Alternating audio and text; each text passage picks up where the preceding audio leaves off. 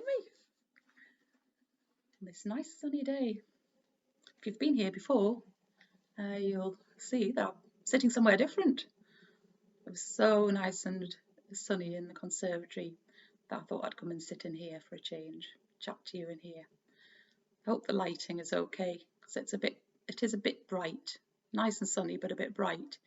And we haven't yet got blinds. We've recently been renovating the conservatory, and the last thing we need to do really is to put up some new blinds. But oh well, we'll see if we can deal okay with the light. So if you haven't been here before, I'm Helen, and it's really lovely to have you here. And today I'm going to chat. Actually, not going to chat about anything to do with knitting or crochet. I don't think today, because everything that I'm doing, all my projects are really going to be Christmas gifts, so I can't risk giving away any secrets. But I've got some little clips of the walks that I've been on recently, just showing all the lovely autumnness everywhere, all the beautiful colours. And I also have got a project to show you, which is to do with autumn leaves, which I'll show you in a little while. But first of all, I thought I'd just start off by chatting to you about podcasting in general. So, if you watched my very first episode, you'll know that I decided to make a video podcast in the first place, because I'd just been watching quite a few and thought it might be good to have a go at doing it myself.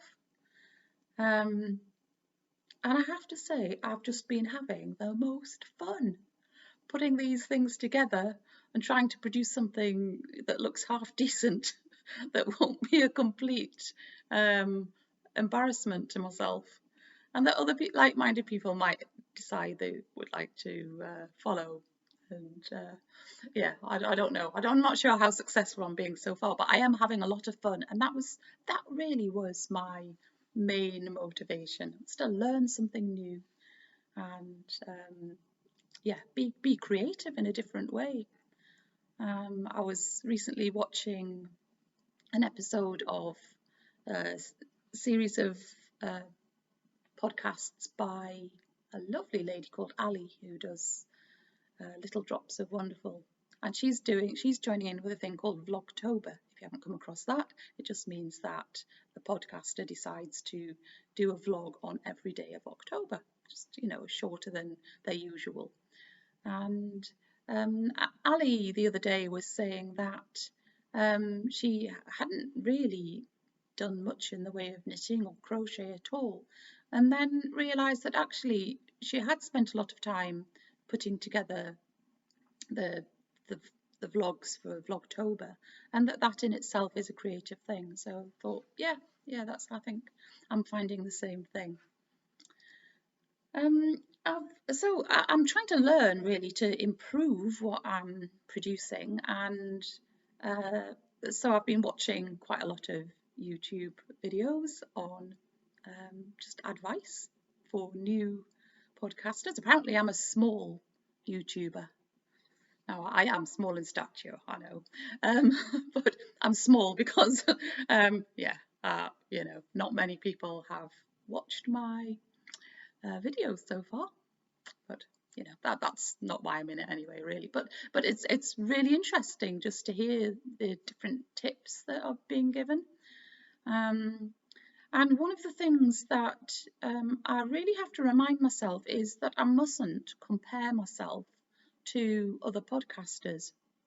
It's really, really easy to feel totally inferior to other people who produce these really amazing podcasts, or else they've got really things that are special about them and which I feel like, I just can't live up to that.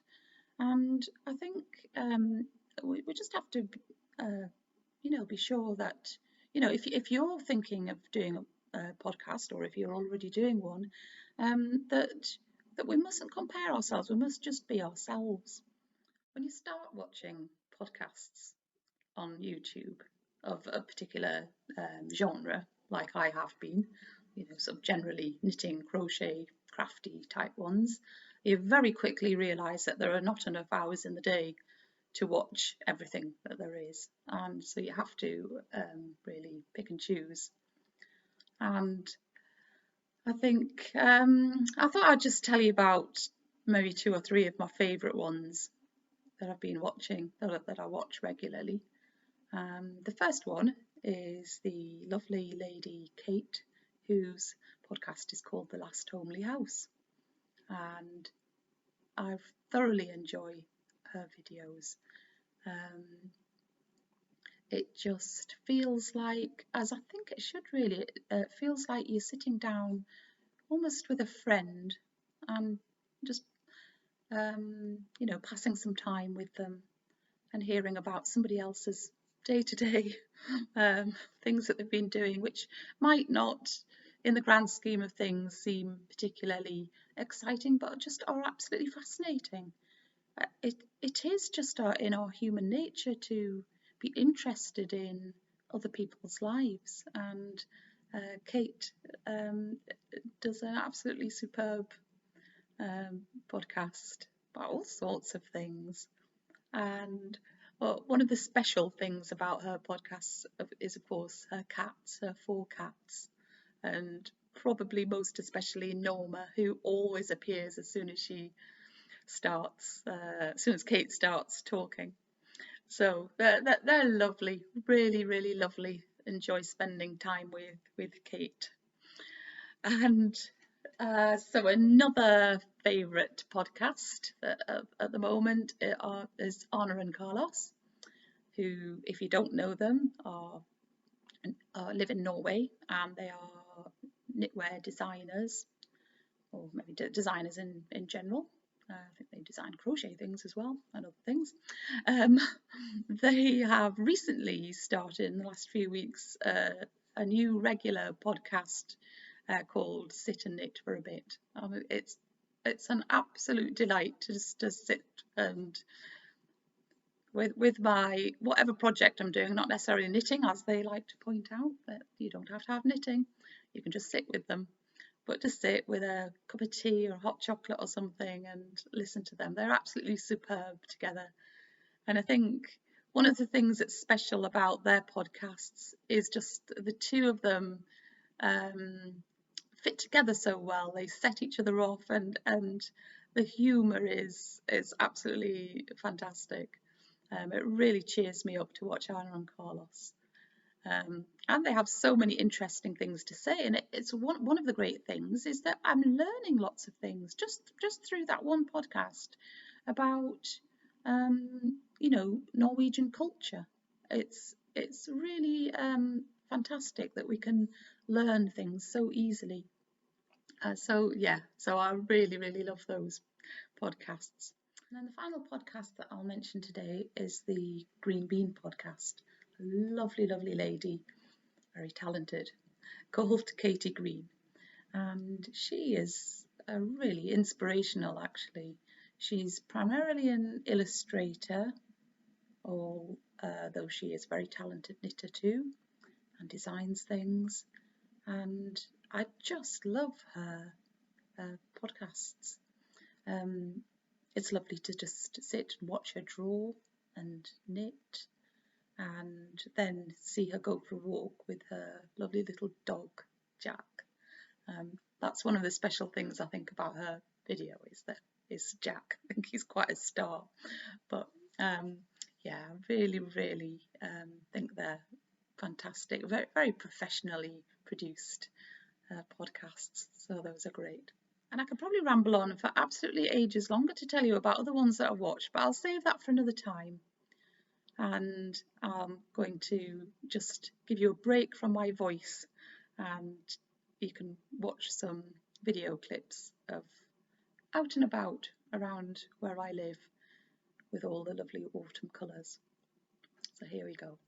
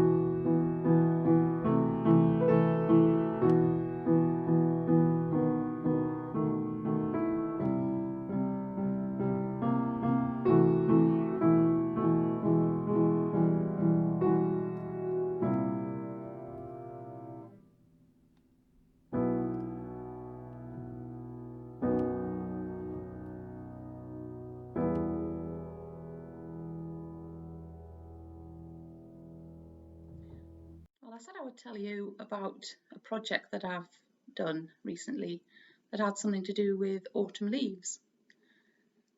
And I'll start by telling you a little story.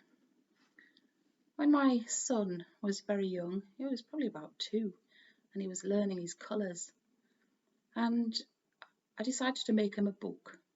I quite often made both of my children books with photos and things like that. But I decided to make him a book to help him learn his colours. And as it was autumn, I thought, well, here we've got lots of natural colours around us. I'll use autumn leaves. So that's what I did. I collected some really lovely examples of a mostly red leaf and a mostly green and mostly yellow. So that I had a range of colours. I think I even had a purple leaf. But anyway, so I put them together in this book and put one leaf per page, covered it in sticky back plastic, wrote the colour beside it, and we enjoyed having a look at this book. But the thing that hadn't occurred to me at any point was that those leaves were not going to stay those colours. I don't know why I didn't think about that. What happened to all of the leaves in this beautifully made book that I'd spent hours making? Of course, they all turned brown. So it's still a family joke about this book that I made with the colours of the autumn leaves that were all brown. Anyway, so I was very excited when I bought a book that I have shown you recently called Making Winter. I had a project in there which said you could preserve autumn leaves, preserve their colours, stop them from going all brown and crinkly. So I thought, great, I've got to have a go at this. And so that's what I did. I followed the instructions exactly. And I'm going to show you now a little sequence of me doing this, and I'll just talk about it a bit more afterwards.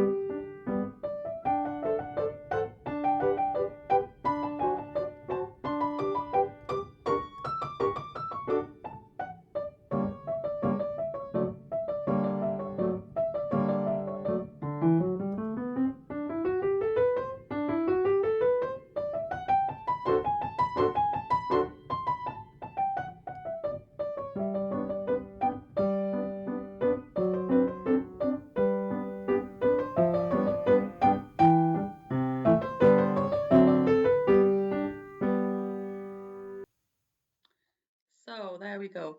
It wasn't really a resounding success, was it? I decided to have another go, just at a few more leaves. I chose some that were red, that were very red, and I thought I'd just have another go with a small number. So I took 1 or 2 photos. I didn't video at this time, but I took 1 or 2 photos. So here's the first photo that I took of the leaves as they were when I just picked them. And then I put them in the glycerine mixture, not gelatine, oops, the glycerine mixture, and left them for 2 days this time rather than 3. I thought, well, perhaps 3 days was too long, because it drained the colour out of the leaves or something. So I left them for 2 days, took them out. Yes, they still had all their colours. Great. So I left them out to dry. And the very next day, the red colour already started to go. And so this is what they look like now.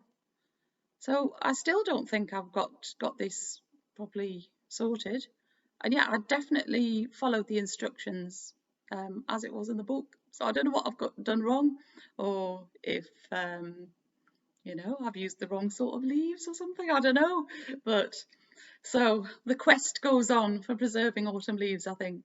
And if you've tried it before with success, please leave me a comment in a box below and tell me what I've done wrong, or how I can have more success with this. Well, I think that's going to be all for today then. I hope you've enjoyed it. Bit of an autumnal feel today, and I hope I'll see you again very soon. Okay, so bye.